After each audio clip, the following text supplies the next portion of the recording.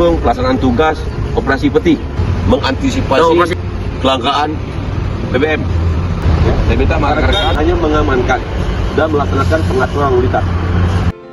Assalamualaikum warahmatullahi wabarakatuh. Halo sahabat Humas, kami dari Humas Polres Nagan Raya menyampaikan pada hari ini Senin 29 September 2025, personel Samapta Polres Nagan Raya melaksanakan patroli sekaligus pengaturan lalu lintas di SPBU yang berada di Kecamatan Senagan, Kabupaten Nagan Raya. Kegiatan patroli dan pengamanan ini merupakan bagian dari strategi Green Policing yang telah dicanangkan oleh Bapak Kapolda Aceh. Program ini bertujuan untuk mendukung keamanan energi, sekaligus menekan praktik pertambangan liar. Langkah ini menjadi wujud nyata kepedulian Polri terhadap kelestarian lingkungan serta peningkatan kesejahteraan masyarakat.